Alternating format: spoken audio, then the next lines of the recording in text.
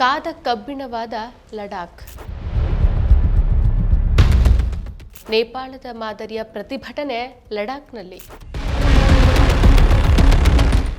ಅಮೀರ್ ಖಾನ್ ಅಭಿನಯಿಸಿದ 3 ಈಡಿಯಟ್ಸ್ ಕಥಾನಾಯಕ ಪಾತ್ರಕ್ಕೆ ಸ್ಫೂರ್ತಿಯಾದ ಸೋನಂ ವಾಂಗ್ಚುಕ್ಗೂ ಈ ಪ್ರತಿಭಟನೆಗೂ ಸಂಬಂಧ ಏನು?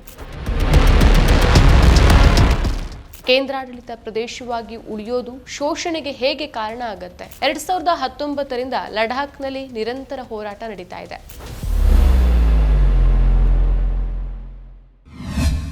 ನಮಸ್ಕಾರ, ಈ ದಿನಕ್ಕೆ ಸ್ವಾಗತ. ನಾನು GM ಪವಿತ್ರ.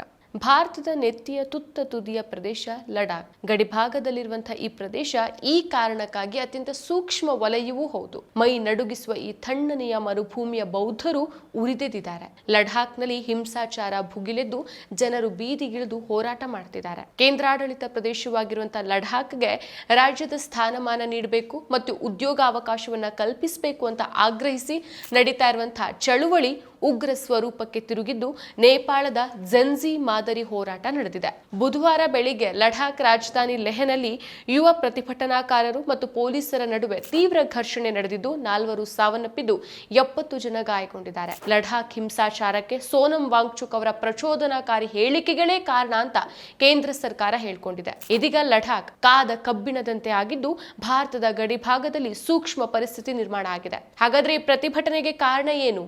ಜನ ಯಾಕೆ ಬೀದಿಗಿಳಿದು ಹೋರಾಟ ಮಾಡ್ತಿದ್ದಾರೆ? ಸೋನಂ ವಾಂಗ್ಚುಕ್ಗೂ ಈ ಪ್ರತಿಭಟನೆಗೂ ಸಂಬಂಧ ಏನು ಅನ್ನೋ ಬಗ್ಗೆ ಇವತ್ತಿನ ಈ ವಿಡಿಯೋದಲ್ಲಿ ನೋಡ್ತಾ ಹೋಗೋಣ. ಜಮ್ಮು ಮತ್ತು ಕಾಶ್ಮೀರಕ್ಕೆ ಸಾಂವಿಧಾನಿಕವಾಗಿ ವಿಶೇಷ ಸ್ಥಾನಮಾನ ಕಲ್ಪಿಸಿದ 370ನೇ ವಿಧಿಯನ್ನ ಮೋದಿ ಸರ್ಕಾರ ಆಗಸ್ಟ್ 5, 2019ಕ್ಕೆ ರದ್ದುಗೊಳಿಸುತ್ತೆ. ಈ ರಾಜ್ಯವನ್ನ 2 ಕೇಂದ್ರಾಡಳಿತ ಪ್ರದೇಶಗಳಾಗಿ ವಿಂಗಡಿಸಲಾಯಿತು. ಒಂದನೇದು ವಿಧಾನಸಭೆಯನ್ನ ಹೊಂದಿರುವಂತಹ ಜಮ್ಮು ಮತ್ತು ಕಾಶ್ಮೀರ ಹಾಗೂ ಎರಡನೇದು ಲೆಹ್ ಹಾಗೂ ಕಾರ್ಗಿಲ್ ಅನ್ನು ಹೊಂದಿರುವ ಲಡಾಖ್. ಪರಿಣಾಮವಾಗಿ ಬೌದ್ಧರು ಮುಸ್ಲಿಮರಿರುವಂತಹ ಈ ಸೀಮೆ ತನ್ನ ಹಳೆಯ ಸ್ವಾಯತ್ತತೆಯನ್ನು ಕಳ್ಕೊಳ್ಳುತ್ತೆ. ನನಗೆ ಇಷ್ಟ ನಂದಿನಿ ತುಪ್ಪ, ಶುದ್ಧ ತುಪ್ಪ ಅಂದ್ರೆ ನಂದಿನಿ.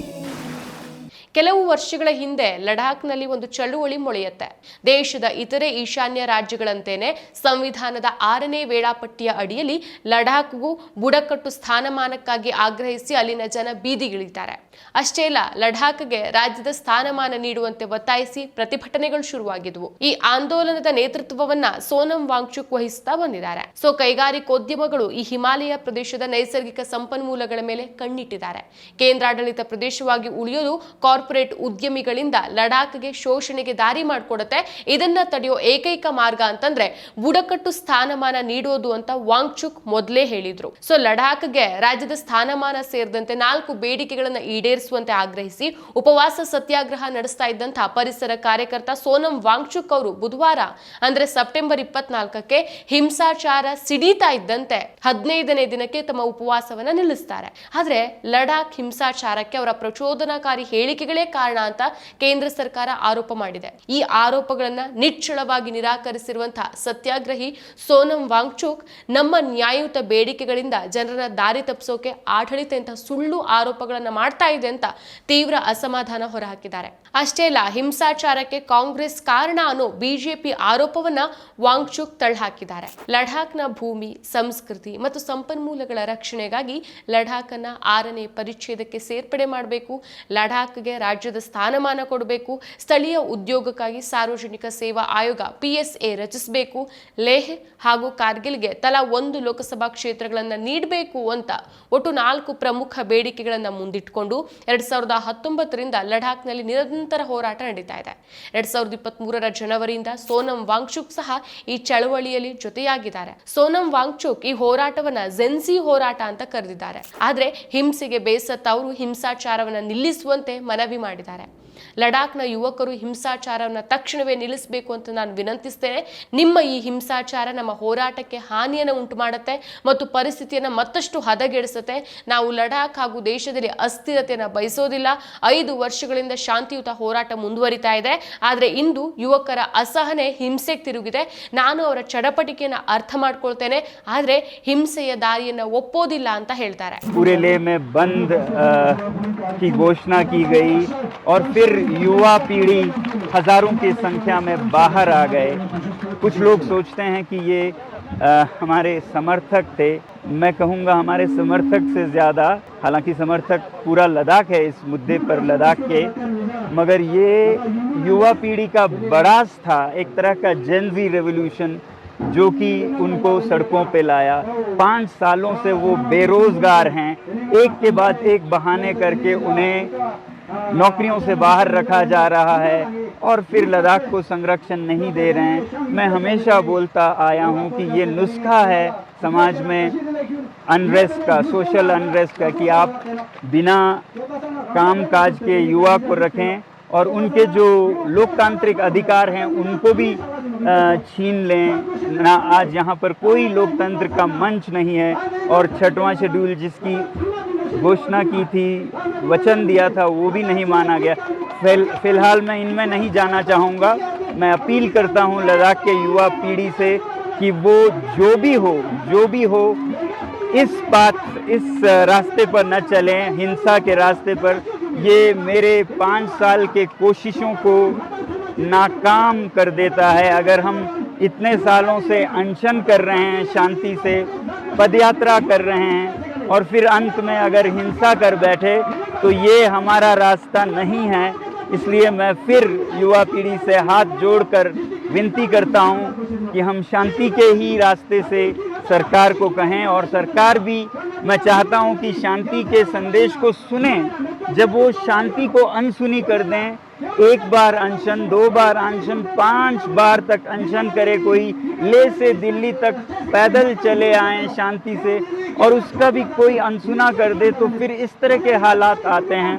इस समय मैं सरकार से कहूँगा कि वो संवेदनशील हो लद्दाख के बारे में और युवा पीढ़ी से कहूँगा कि वो ಶಾಂತಿ ಕೆ ರಾಸ್ತೆ ಪೆ ಚಲೆ। 2002-2003ರಲ್ಲಿ ಲೆಹನ ಜನರು ಜಮ್ಮು ಮತ್ತು ಕಾಶ್ಮೀರ ಸರ್ಕಾರದಿಂದ ನಿರ್ಲಕ್ಷ್ಯಕ್ಕೆ ಒಳಗಾಗಿದ್ದೀವಿ ಅಂತ ಕೇಂದ್ರಾಡಳಿತ ಪ್ರದೇಶ ಸ್ಥಾನಮಾನಕ್ಕೆ ಒತ್ತಾಯಿಸೋಕೆ ಶುರು ಮಾಡ್ತಾರೆ।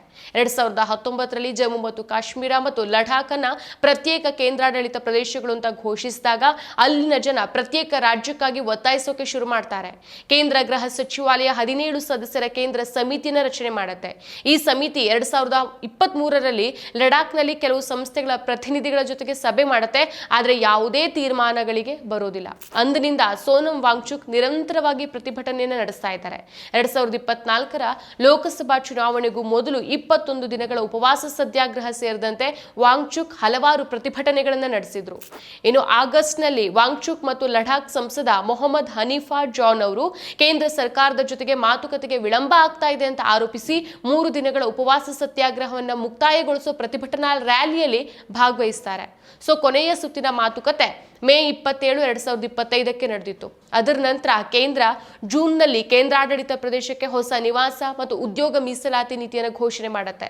ಹೊಸ ನಿಯಮಗಳ ಪ್ರಕಾರ ಅಕ್ಟೋಬರ್ 31, 2019ಕ್ಕೆ ಲಡಾಖ್ ಕೇಂದ್ರಾಡಳಿತ ಪ್ರದೇಶವಾಗಿ ರಚನೆ ಆದಾಗಿನಿಂದ 15 ವರ್ಷಗಳ ಕಾಲ ಲಡಾಖ್ನಲ್ಲಿ ವಾಸಿಸ್ತಾ ಇರುವಂತಹ ವ್ಯಕ್ತಿ ಮಾತ್ರ ಅಲ್ಲಿನ ನಿವಾಸಿಯಾಗೋಕೆ ಅರ್ಹರಾಗಿರ್ತಾರೆ। ಸೊ ಅಕ್ಟೋಬರ್ 31, 2019ರಿಂದ 7 ವರ್ಷಗಳ ಕಾಲ ಅಧ್ಯಯನ ಮಾಡಿ ಲಡಾಖ್ ಕೇಂದ್ರಾಡಳಿತ ಪ್ರದೇಶದಲ್ಲಿರುವಂತಹ ಶಿಕ್ಷಣ ಸಂಸ್ಥೆಗಳಲ್ಲಿ 10 ಅಥವಾ 12ನೇ ತರಗತಿ ಪರೀಕ್ಷೆಗಳನ್ನು ಬರೆದ ವ್ಯಕ್ತಿಯೂ ಸಹ ನಿವಾಸಿಯಾಗೋಕೆ ಅರ್ಹತೆ ಪಡಿತಾರೆ। ಸೊ ಈ ನಿವಾಸ ನಿಯಮ ಲಡಾಖ್ ನಾಗರಿಕ ಸೇವೆಗಳ ವಿಕೇಂದ್ರೀಕರಣ ಮತ್ತು ನೇಮಕಾತಿಯಲ್ಲಿ ವ್ಯಾಖ್ಯಾನಿಸಲಾದಂಥ ಲಡಾಖ್ ಕೇಂದ್ರಾಡಳಿತ ಪ್ರದೇಶದ ಅಡಿಯಲ್ಲಿ ಹುದ್ದೆಗಳಿಗೆ ನೇಮಕಾತಿ ಮಾಡುವಂಥ ಉದ್ದೇಶಕ್ಕಾಗಿ ಮಾತ್ರ ಮಾನ್ಯವಾಗಿರುತ್ತೆ। ಮೀಸಲಾತಿ ನೀತಿಯನ್ನ ತಿದ್ದುಪಡಿ ಮಾಡೋಕೆ ಕೇಂದ್ರ ಒಂದು ಸುಗ್ರೀವಾಜ್ಞೆಯನ್ನು ಸಹ ತಂದಿತ್ತು। ಸೊ ಸುಗ್ರೀವಾಜ್ಞೆಯ ಪ್ರಕಾರ ಲಡಾಖ್ನಲ್ಲಿರುವಂತಹ ವೃತ್ತಿಪರ ಶಿಕ್ಷಣ ಸಂಸ್ಥೆಗಳಲ್ಲಿ 85% ಅಷ್ಟು ಉದ್ಯೋಗಗಳು ಮತ್ತು ಪ್ರವೇಶಗಳನ್ನ ಕೇಂದ್ರಾಡಳಿತ ಪ್ರದೇಶದ ನಿವಾಸಿಗಳಿಗೆ ಮೀಸಲಿಡಬೇಕು। ಆದಾಗ್ಯೂ ಲಡಾಖ್ ನಾಯಕತ್ವ ಇದನ್ನ ಮೊದಲ ಹೆಜ್ಜೆ ಮತ್ತು ಕೊಂಚ ಪ್ರಗತಿ ಅಂತ ಮಾತ್ರ ಕರೆದಿತ್ತು। ಇನ್ನು ಸೋನಂ ವಾಂಗ್ಚುಕ್ ಅವರ ಹೋರಾಟವನ್ನ ಬೆಂಬಲಿಸಿ ಹೆಚ್ಚಿನ ಸಂಖ್ಯೆಯ ವಿದ್ಯಾರ್ಥಿಗಳು ಮತ್ತು ಯುವಕರು ಬೀದಿಗಿಳಿದಿದ್ದಾರೆ। ಬುಧವಾರ ಪ್ರತಿಭಟನೆ ಹಿಂಸಾಚಾರಕ್ಕೆ ತಿರುಗಿದ್ದು ವಾಹನಗಳಿಗೆ ಬೆಂಕಿ ಹಾಕಲಾಗಿದೆ, ಬಿಜೆಪಿ ಕಚೇರಿಯನ್ನು ಧ್ವಂಸಗೊಳಿಸಲಾಗಿದೆ, ಸಿಆರ್ಪಿಎಫ್ ವಾಹನಗಳನ್ನು ಸುಟ್ಟಾಕಿದ್ದಾರೆ। ಪ್ರತಿಭಟನೆಗಳು ಸಾಕಷ್ಟು ಹಿಂಸಾತ್ಮಕವಾಗಿದೆ। ಇದಕ್ಕೆ ಪ್ರತಿಯಾಗಿ ಪೊಲೀಸರು ಅಶ್ರುವಾಯು ಮತ್ತು ಲಾಠಿ ಚಾರ್ಜ್ ಮೂಲಕ ಪರಿಸ್ಥಿತಿ ನಿಯಂತ್ರಣಕ್ಕೆ ಯತ್ನಿಸಿದ್ದಾರೆ। ಜನರು ಬೀದಿಗಳಲ್ಲಿ ಬೆಂಕಿ ಹಚ್ಚುವ ಮೂಲಕ ತಮ್ಮ ಕೋಪವನ್ನು ವ್ಯಕ್ತಪಡಿಸ್ತಾ ಇರೋದು ಕಂಡು ಬಂದಿದೆ। ಸೊ ನಗರದ ಹಲವೆಡೆ ಆತಂಕದ ವಾತಾವರಣ ನಿರ್ಮಾಣ ಆಗಿದೆ। ಇದಾದ ಬೆನ್ನಲ್ಲೇ ಲೆಹನಲ್ಲಿ ಕಂಡಲ್ಲಿ ಗುಂಡಿಕ್ಕುವ ಕರ್ಫ್ಯೂ ಅನ್ನು ಜಾರಿ ಮಾಡಲಾಗಿದೆ। ಸದ್ಯ ಕಾರ್ಗಿಲ್ ಬಂದ್ ಆಗಿದೆ। ಮತ್ತಷ್ಟು ವಿಶೇಷ ವಿಡಿಯೋಗಳನ್ನು ನೋಡಲು ಮತ್ತು ಹೊಸ ವಿಡಿಯೋಗಳ ಬಗ್ಗೆ ತಿಳಿಯಲು ಈ ದಿನ .com ಯೂಟ್ಯೂಬ್ ಚಾನೆಲ್ ಸಬ್ಸ್ಕ್ರೈಬ್ ಮಾಡಿ ಮತ್ತು ಬೆಲ್ ಐಕಾನ್ ಕ್ಲಿಕ್ ಮಾಡಿ.